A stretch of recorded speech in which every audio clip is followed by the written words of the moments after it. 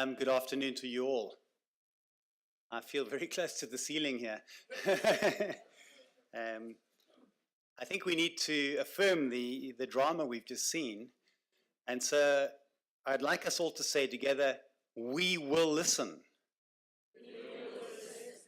We will listen to what is said, we will listen to what is not said, and we will listen to the bodies. We will listen.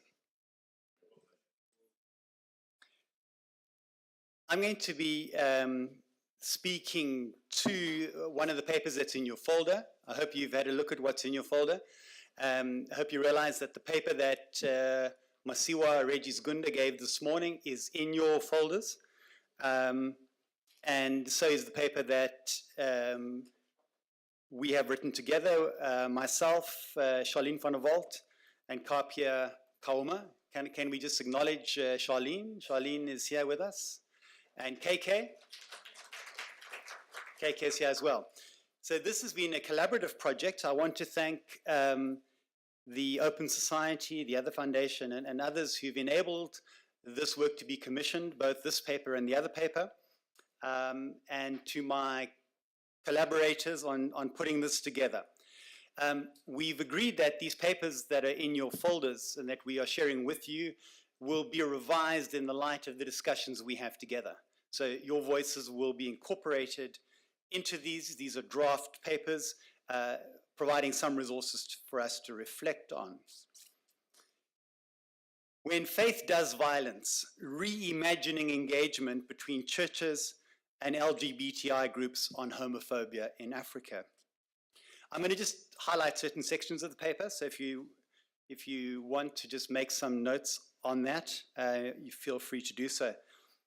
In terms of the introduction, I wanted to say three things. Firstly, that what we've shared in this paper, and we've tried to make the paper not very academic. There's quite a bit of stuff in the footnotes, but the style, I think, is fairly accessible, so don't be put off by the reference to a paper. This is reflection on work that has happened within a range of intersecting networks across the African continent.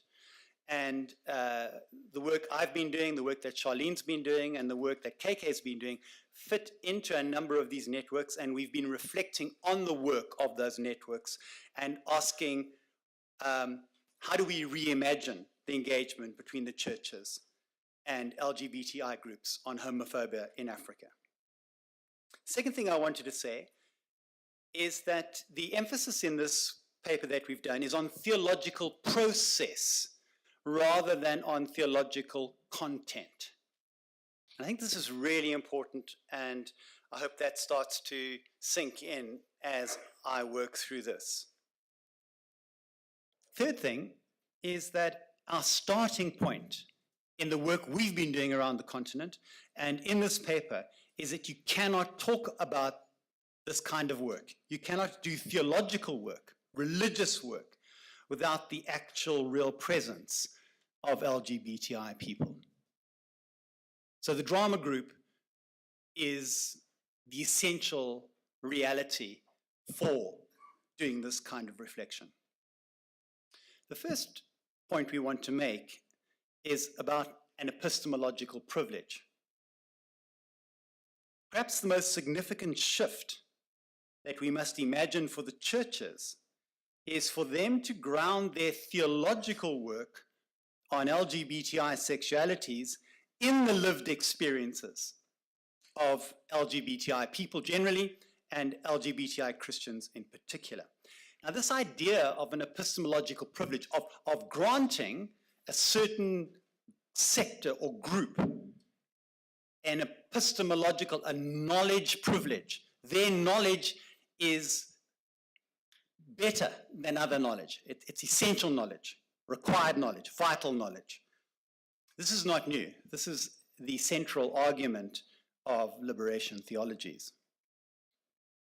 Second point I want to make around epistemological privilege is that the temptation and the tendency of what the Kairos document produced here in South Africa in the 1980s, called church theology, is to impose pre-existing theology onto a new site of struggle. The assumption is that you've got theology with a capital T, and you simply then, when a new situation arises, you take that theology and you apply it to the new situation. We are arguing, I think, that the old theology doesn't fit. It doesn't work. It's not useful. Yet the churches are trapped in what the Kairos document called church theology.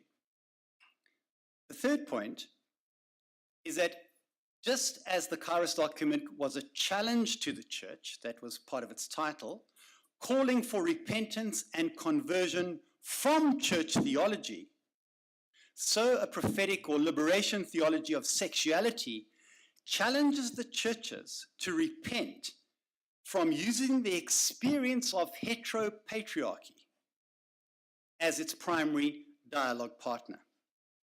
African church theology is not neutral. It is heteropatriarchal. It's not neutral experience. It's particular experience, heteropatriarchal experience. And the churches will never be able to engage with sexuality, particularly LGBTI sexuality, without shifting their primary dialogue partner away from heteropatriarchy to LGBTI experience.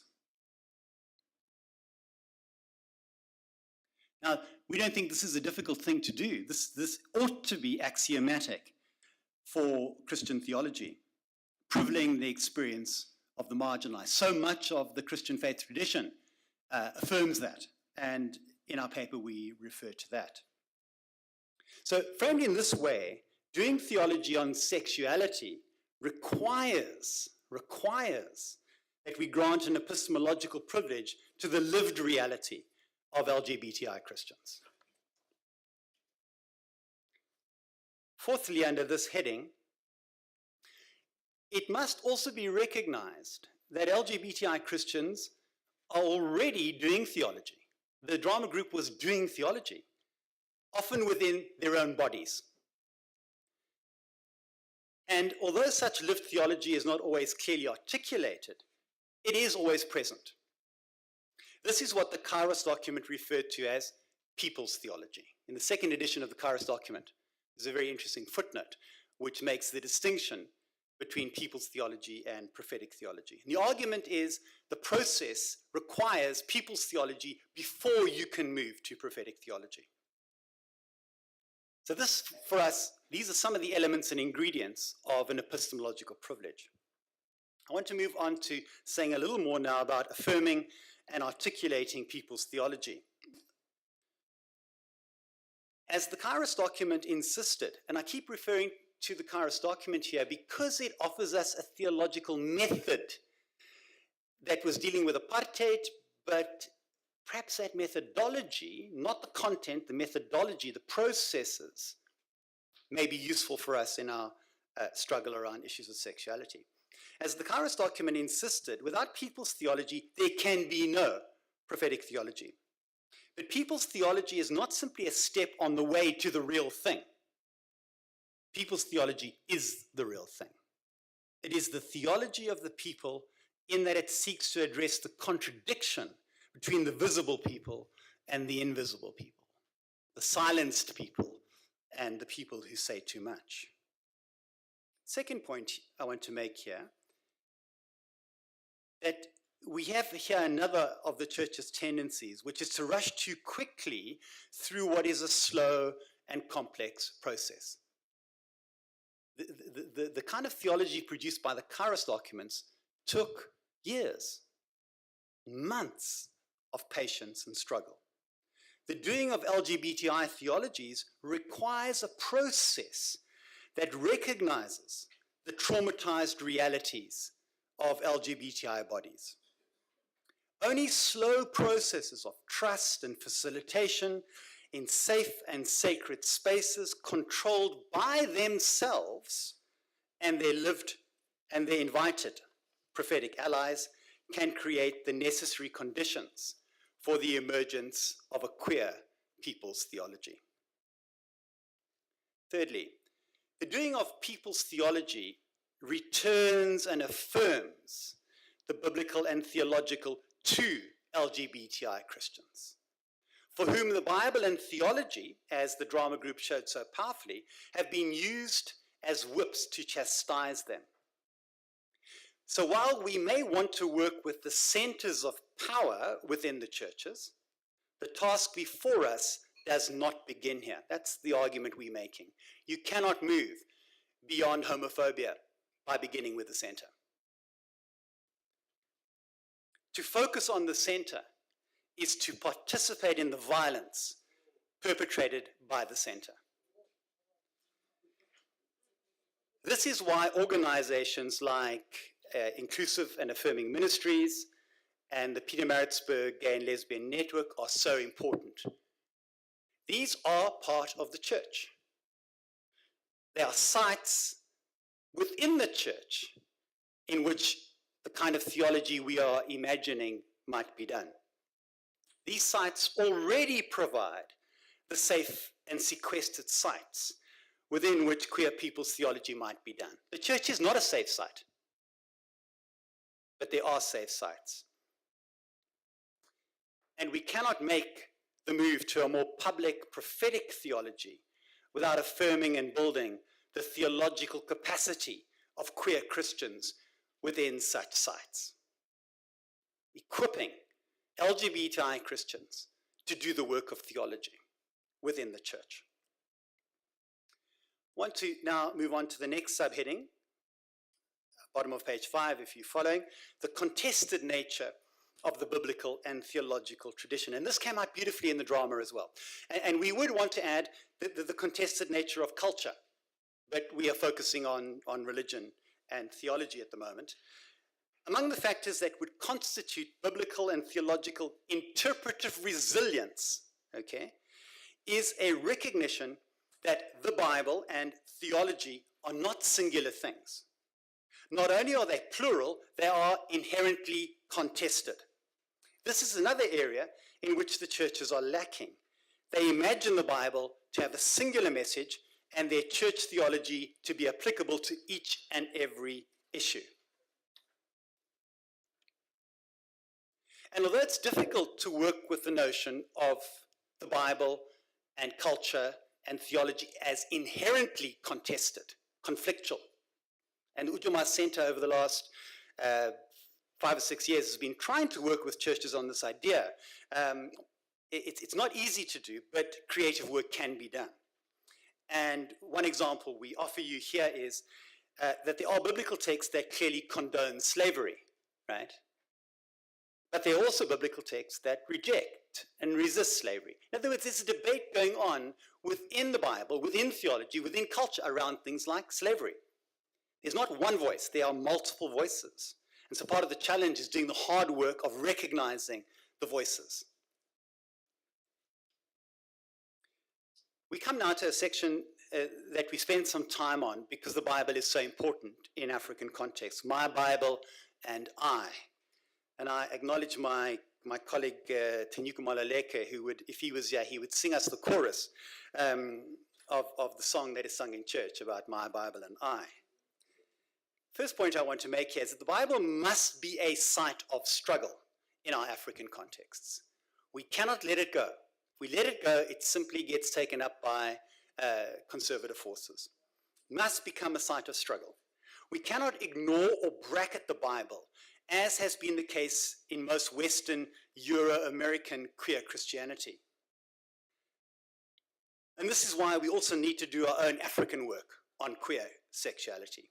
We must engage the Bible, both the toxic texts and the Bible in general. Second point then is that rereading the toxic so-called homosexuality texts demythologizes them and enables queer Christianity to talk back to the Christian establishment. When we do work like this in Ujamaa, people say, now I can go back to church. Because the Bible is no longer held over against me. I hold the Bible.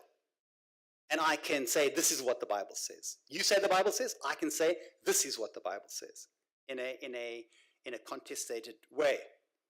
So rereading these texts also offers more redemptive interpretive options. And we give you an example there of Genesis 18 to 19. And just to say, the same story, of course, appears in the Quran. And there's been some really interesting work done by Muslim scholars around rereading the story of Sodom from the Quran. Third point, under My Bible and I, is that we must not allow the churches to determine which biblical texts are about homosexuality. We often allow the debate to be shaped by the churches, the established churches. We need to take the Bible away from them and claim it for ourselves. Biblical texts that speak to inclusion must be appropriated, as must, for example, the inclusive silence of Jesus on homosexuality. Very interesting. Fourth point, we must take back the word. We must take back the word. Refusing to allow normative, homophobic approaches to the Bible to dominate the interpretive terrain. Indeed, taking back the word is itself an empowering prophetic act. By reclaiming the biblical basis of our struggles, we re-experience God in new and diverse ways. We learn to re-experience God anew in the contexts of the cries of the oppressed. Fifthly, as important as rereading the Bible is in African contexts, this rereading must be corporate and collaborative rather than personal and individual. The dominant forms of African theology have become increasingly individualized. This is one of the signs of our times. And the problem with this is that the sexual systems that construct LGBTI sexualities as abnormal and sinful are left unexamined. The issue resides with an individual, not with a system.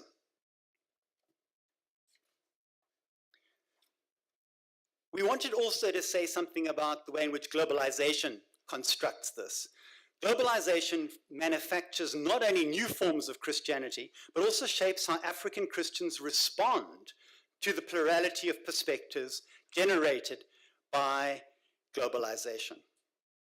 On the one hand, globalization constructs creative spaces in which LGBTI Christians can find solace and support, in cyberspace, for example, outside their own social systems. However, such spaces do not directly confront and deconstruct the dominant local systems. On the other hand, globalization generates religio-cultural uncertainty within the dominant traditions, often leading to fundamentalist assertions that traditional values are sacred and unchangeable, coercing local individuals to conform to the tradition. Seventh point, under My Bible and I, unfortunately, African debates on sexuality are often captured by individualizing forms of Christian theology. Whether it be the liberal human rights orientation we have inherited from the Euro-American debates, or the evangelical personal moral orientation of African Christianities.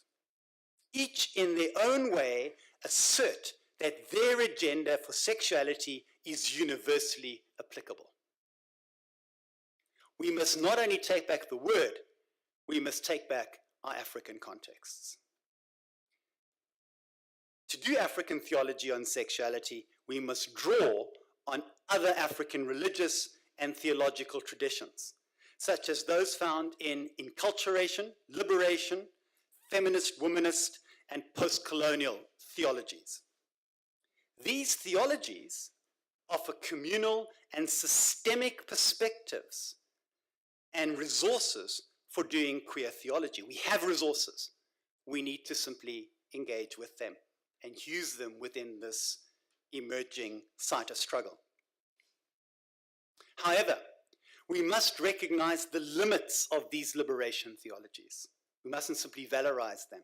Each of these has found it difficult to transgress the boundary of decent theology.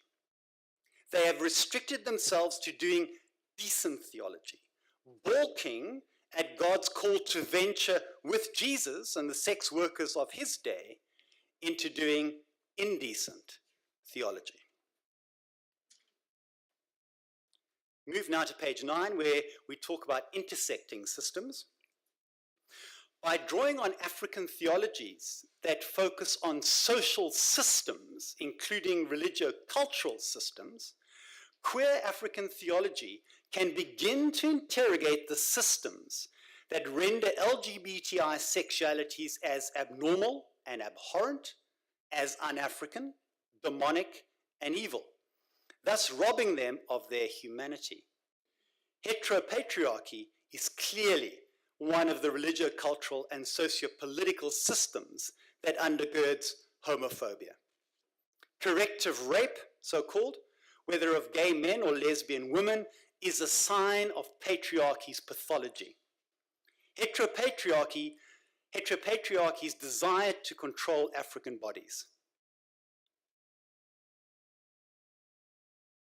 Part of the violence in South Africa around hate crimes against gays and lesbians, of which Yudi Simelane was a victim, is a reaction to South Africa's constitution and human rights commitments. So patriarchy is fighting something, and it does this by asserting its control over bodies. By branding LGBTI sexualities as socially deviant and religiously demonic, African governments and African churches absolve themselves of dialogue with queer communities. And we have to understand that if we're moving into dialogue or wanting to move into dialogue, we've got some hard work to do then in engaging with heteropatriarchy's grip on both our African states and our African churches. Furthermore, by branding LGBTI Christians as inherently evil, another dimension is added to the theological task. This is really important. African Christianities, even those with evangelical leanings, have been able to reject slavery because they were rejecting an evil system, not evil African people. But all forms of African Christianity, including Africa's liberation theologies, have found it difficult theologically to do indecent theology, precisely because LGBTI people have been declared to be inherently deviant, un-African, and evil sinners.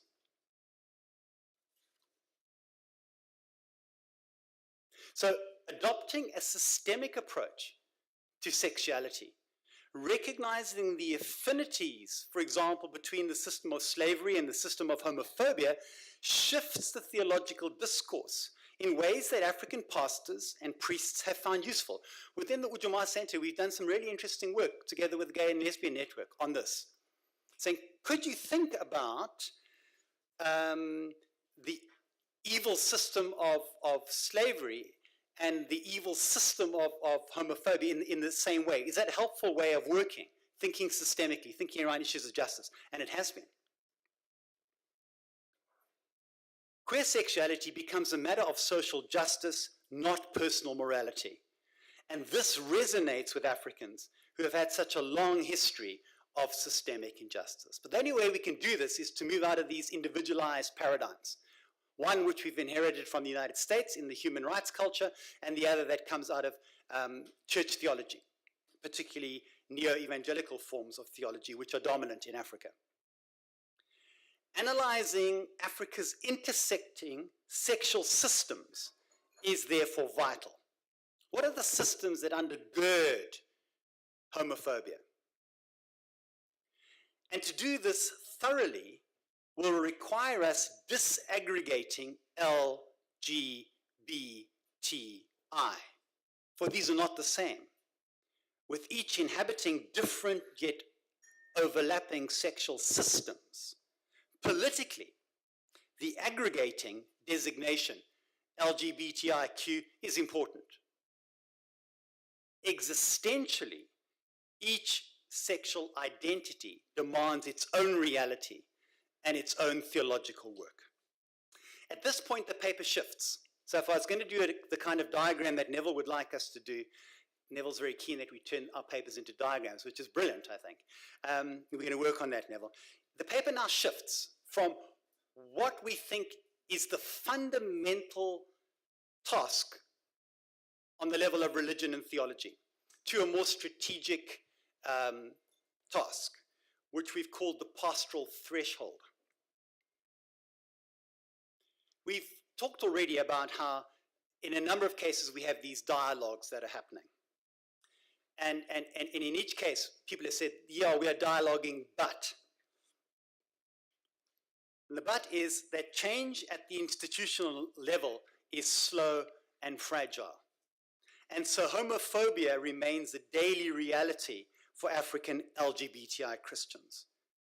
In the shadow of the Elmina Castle in Ghana last year, we agreed that the single most important resource for the churches is a pastoral counseling manual that would equip pastors and priests to meet a minimum pastoral threshold when confronted by homophobia.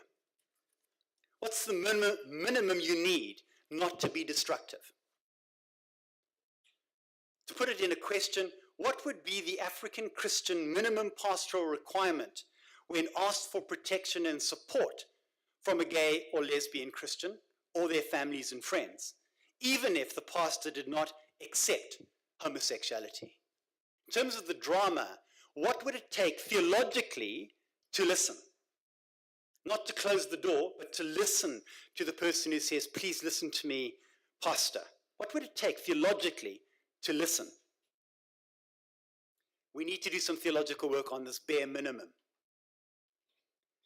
By constructing theological resources that facilitate and enable a minimal pastoral response that is life-affirming and dignity-granting for queer Christians, our churches will have some minimal capacity for theological change. Developing this minimal theological resource will provide us a foot in the door to further theological development. We would argue that. Fortunately, Jesus reminds us in the parable of the mustard seed that the beginnings of redemptive faith need only be small. But I want to emphasize here, this is not just simply saying, well, pastors need to be open. We need to provide a theological resource for that openness. What is a theological resource that would make you open, make you listen? We come now to embodied resistance. I'm coming to an end of the paper. Central to much of the argument above for a faith that moves beyond homophobic violence is the insistence on the reclaiming of the body in the process of doing theology and the appropriation of the body as a site of revelation. Now, in the church, the predominant tone in any discussion around these issues has been a moralizing emphasis on what the body should do, what the body should look like. We argue in this paper, push back against this normative proclamation of what a body should do and ask rather the performative question, what can a body do? And queer theory provides us with some really very useful resources here, and we've offered some of those to you in the paper. When risking the endeavor of finding a vocabulary to give voice to our embodied experience and name our vulnerabilities, new imaginings of solidarity and community are made possible. And I don't know how many of you have seen the film Pride, the 2014 film Pride. This is a must. We should have shown it here, I think, where you have solidarity around economics and sexuality. Quite remarkable. In 1980s Britain, I was in Britain at the time of the strike, coal miners' strike, and the film was just remarkable. These vulnerable communities of solidarity and community. The film reminds us of the importance of the physical presence of bodies. Speech is not always possible, as we saw with the drama group. And so bodily presence must be recognized as a performative utterance. Faith traditions, like Christianity, is contested, and so is being summoned by LGBTIQ people of faith to offer affirming theologies. And there's a lot of work that's been done. The contemporary reality is that these faiths are in an unholy alliance, fueling each other's homophobia and feeding the flames of violence. Secondly, traditional theological trajectories, in other words, the theology we've inherited in the rich theological tradition of Christianity, such as creation theology, while offering affirming and inclusive theological resources, must be re-envisaged. We cannot take these trajectories as they are. They've got to be reworked. How do we affirm the dignity of each and every human being as made in the image and likeness of God without demanding that they procreate? What do we do with procreation in creation theology? In this regard, there is a need for exploring an African theology and ethics of sex, and not only sexuality.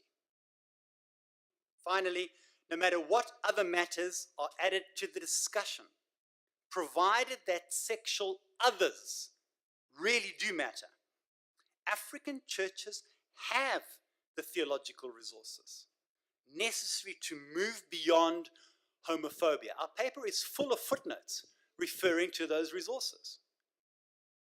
This paper emphasizes theological process rather than theological content, doing theology in ways that include as subjects LGBTIQ Christians who have been othered, objectified, and vilified is vital for our African churches if they are to move beyond a faith that does violence. Thank you.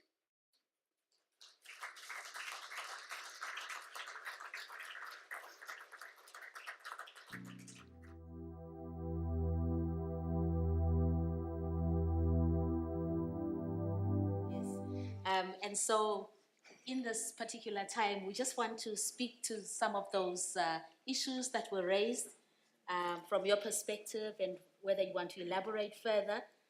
But I think before we actually get into the discussions, I would like you to just introduce yourselves and just open up about the work that you do, and then we'll move on to actually discussing the paper.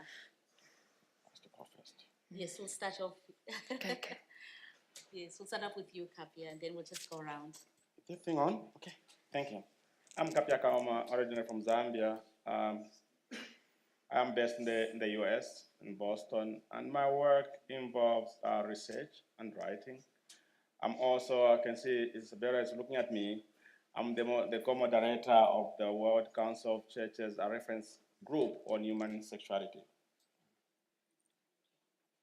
Thank you very much. And Charlene? My name is Charlene van der Walt, and since October last year, I feel like I'm a professional lesbian. Because in the Dutch Reformed Church, a lot of changes happened in the last, a lot of change and a lot of resistance over the last couple of months, and all of a sudden everyone wants to hear your opinion. But as a day job, aside from being a professional lesbian, I work at the University of Stellenbosch. I head up a program, Gender, Health and Theology, a master's program for 10 students a year in collaboration with our friends here at UKZN. So good to be here. I work for IAM as a researcher, and I'm also an impossibility in the sense that I'm a pastor in the Dutch Reformed Church. Thank you. I'm Laurie Gaum. I'm from the Center for Christian Spirituality in Cape Town. We actually do mostly things that doesn't directly have to do with human sexuality, although we speak about silence and solidarity, which we bring to the world. So teaching people to be silent, contemplative spirituality, but then not pie in the sky when you die, but engaging, therefore dealing with issues also of human sexuality amongst others. Me being we've got a very special term for it in Dutch Reformed world, who no one else understands really what it means, but proponent, or almost something like a probationer. That means you have been sanctioned by the church to be able to you have been ordained, but I'm not in a congregation at present, and at some stage actually the church did try to get rid of me and kick me out because they discovered that I was in a gay relationship. But I actually retained my ordination after some struggle. So these issues are real for me too, and it's nice to be here. Well, thank you very much. And I think we have a panel of experts that, based on your experience and also based on the paper that Gerald has just presented to us. And I'm glad that you are co-authors.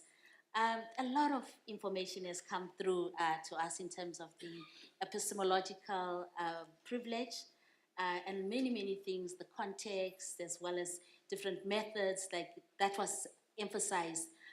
What about the paper that really struck you, that you would like to share with the audience? And yeah, let's talk about your own response to the paper, and then we'll move on and open up to the floor.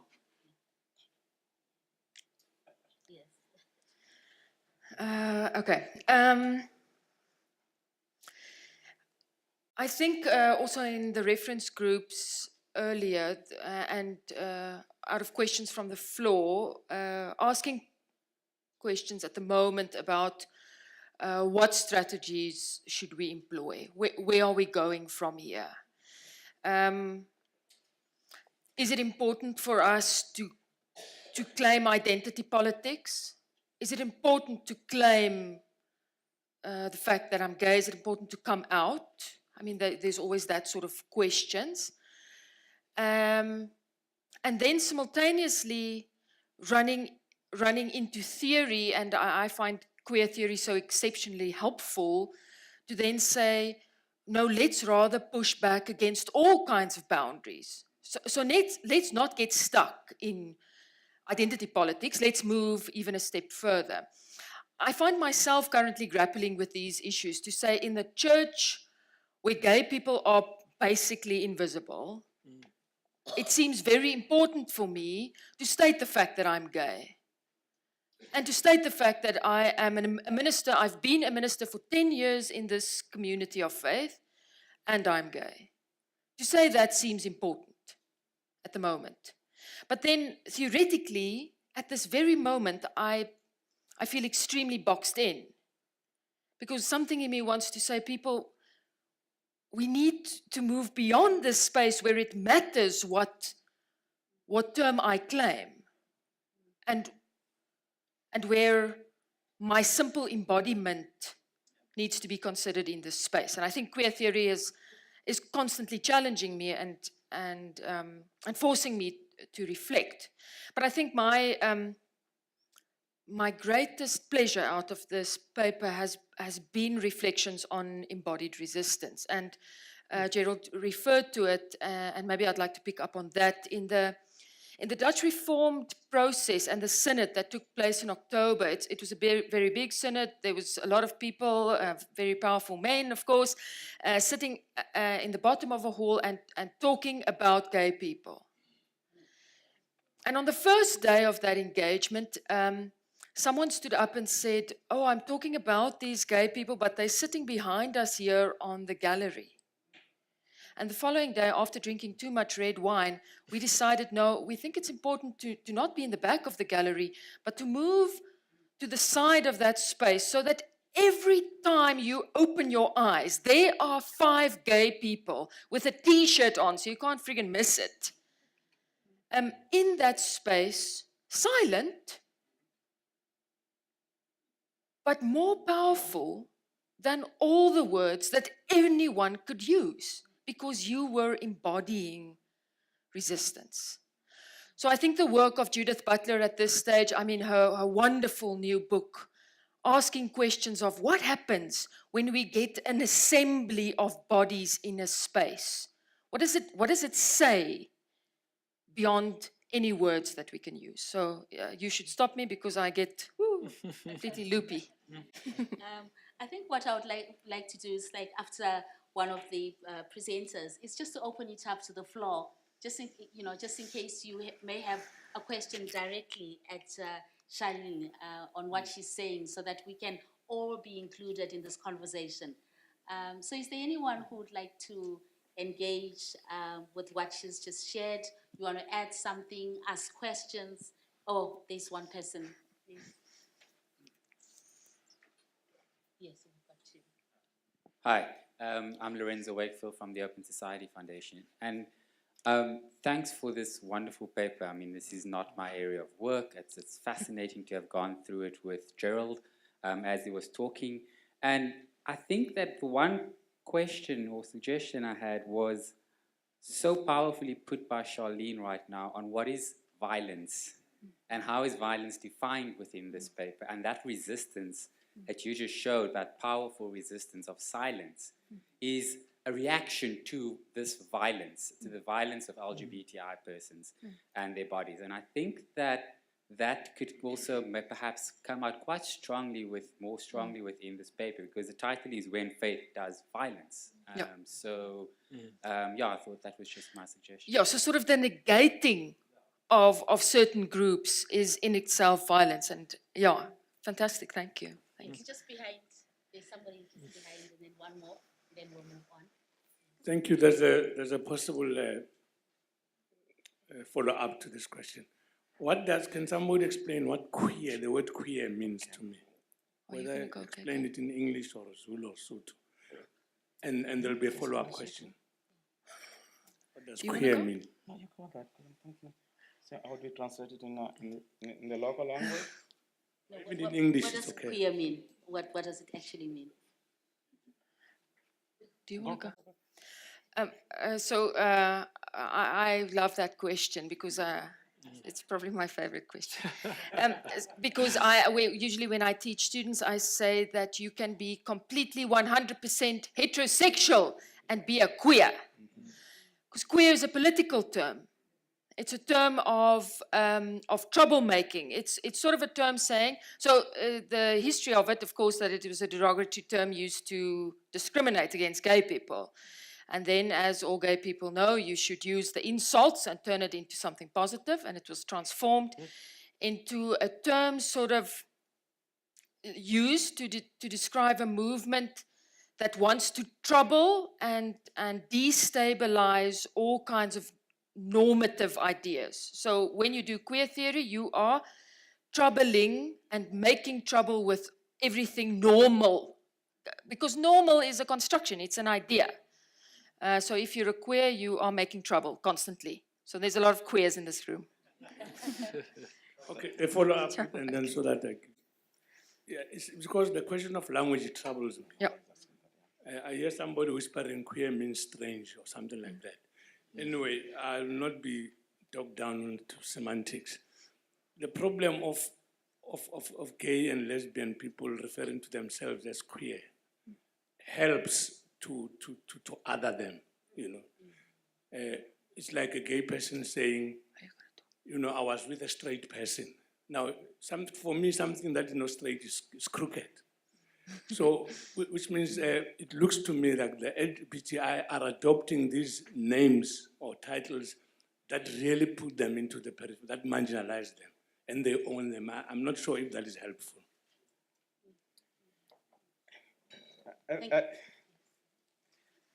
Yeah, I understand what you're trying to say. This happened in the US when the word black was adopted, and in this country, it did the same thing. It was a bad word, and we still complain, why are we talking about black? But we possessed it and then turned it on the others.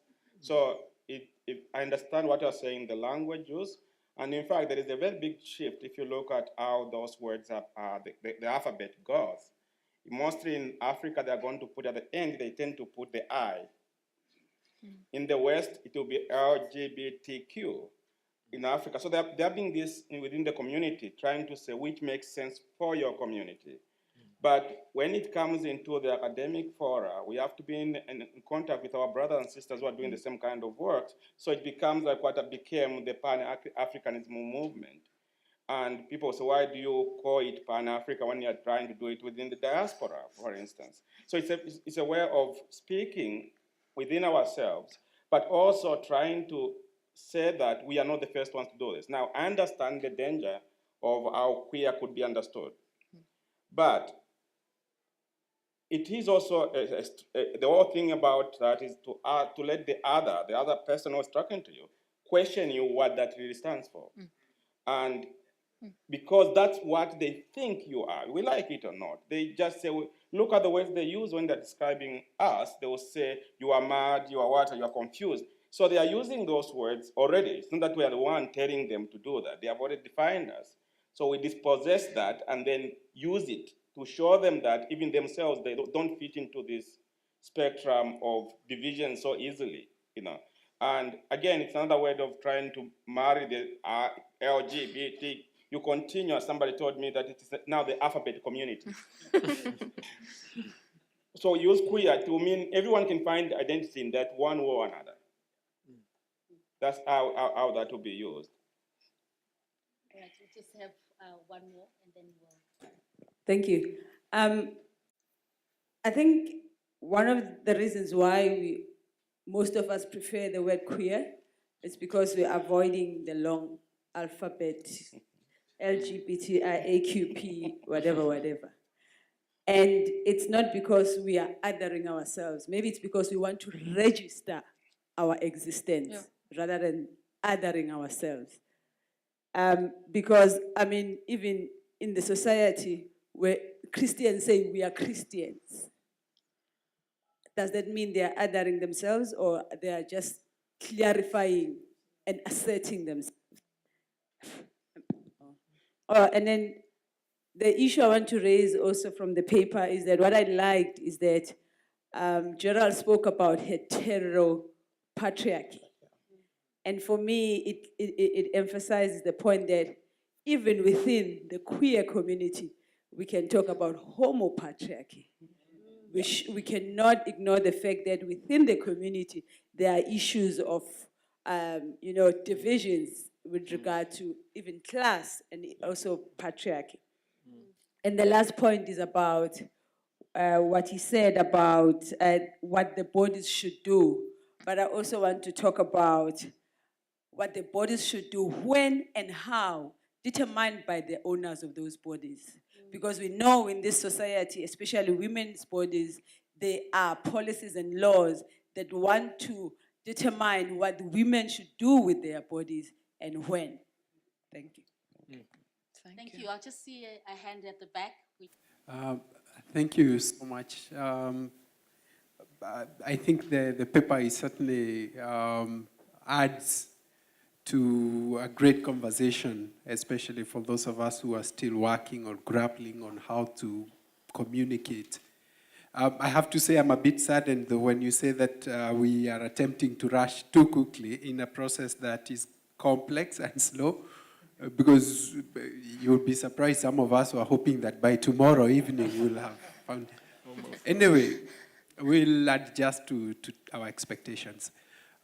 The question I have, though, relates to language. I mean, I think it's good that you're beginning to discuss about the methodology of having these conversations or doing theology. But what about language? The issue is, in fact, the discussion of queer, LGBTQ. How does that fit in to this conversation about method, content, and language? Thank you.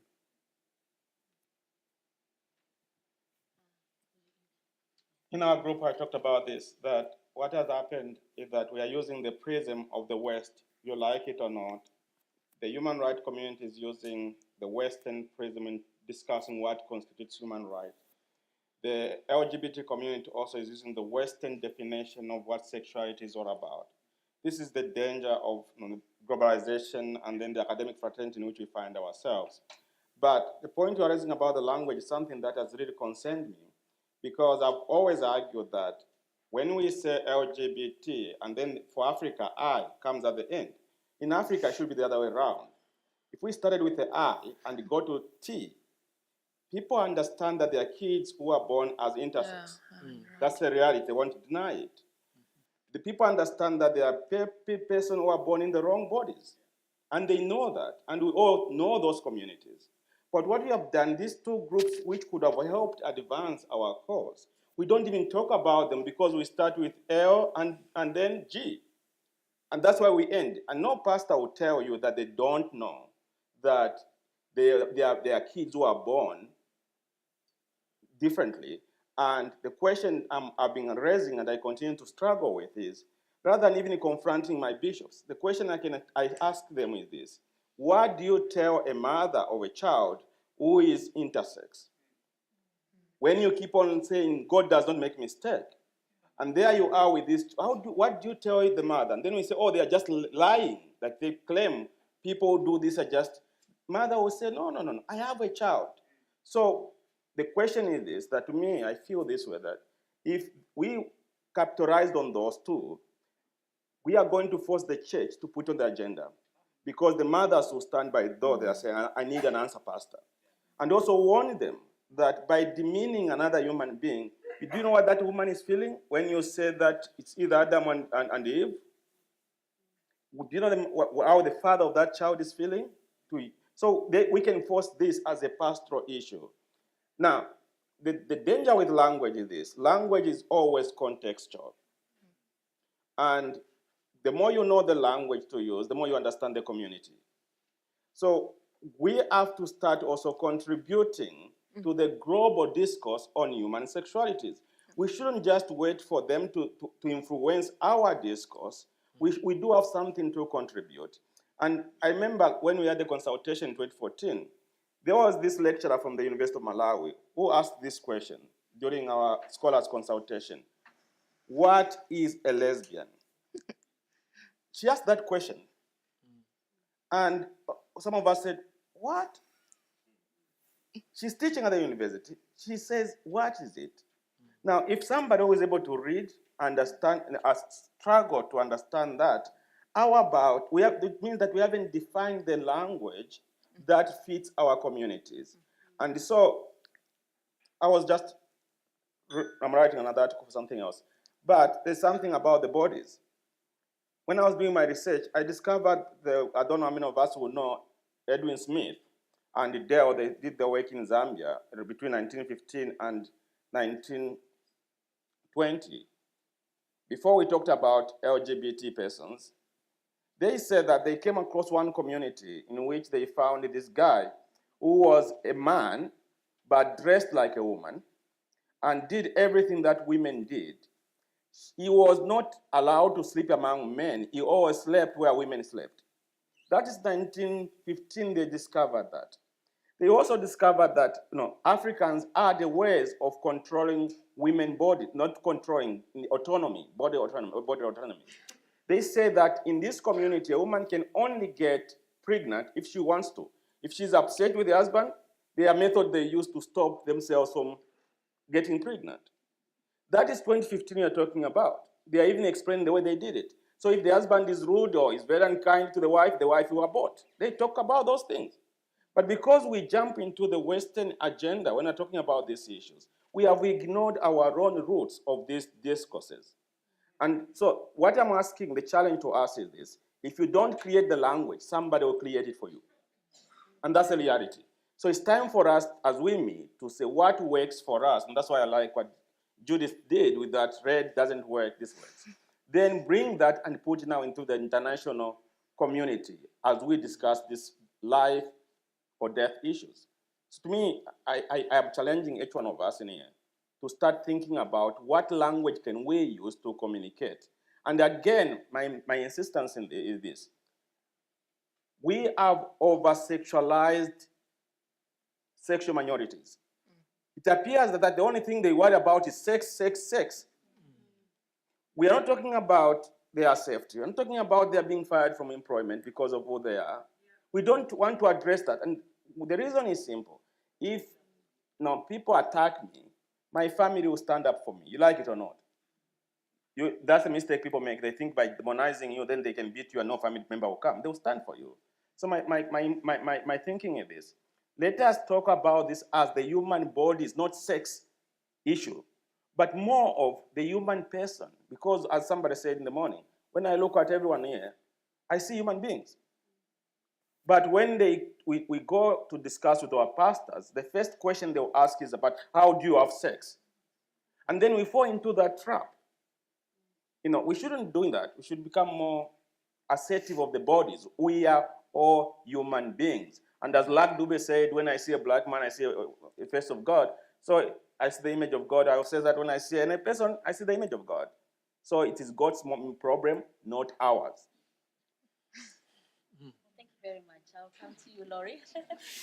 Yes, I find that direction indicated very exciting, the process. And maybe I'll try to employ some of it for my own experience and give you an example of it maybe. The movement theatre piece has started with the words, "We're in pain." And that is a very embodied reality. We've seen it depicted here in a very embodied way. It is true for us. So if one starts doing theology from below, from your own experience, claiming that, and that being a bodily experience, in this case, a LGBTI experience, I like what you're saying about traumatized realities that we need to deal with. Because, just reflecting on the latest incidents within this Dutch Reformed process, which we were so excited about, and we had this moment of elation and this moment of freedom that we tasted for a moment, and then came the backlash, which was really a re-traumatization of many people. Actually, interestingly enough, during that first process, when the decision was taken and when people were experiencing freedom, there were a lot of anger that came up from people that said, what about the people that has died in the process? What about them? So these are all the things that we must take into account, the realities that we'll have to deal with in the process. I think we need a space of mourning for ourselves, for what is lost. We need a lot of healing in the process. I like what you're saying about a biblical and theological interpretive resilience that we must develop. And since we're damaged with centuries of oppression, it's quite something to develop and to reclaim, to find healing for. So to access the anger that is really can be for the sake of prophetic theology, we need to go into our anger and hopefully transform that in something that is not only destructive, but maybe revolutionary, as Sharon said earlier on,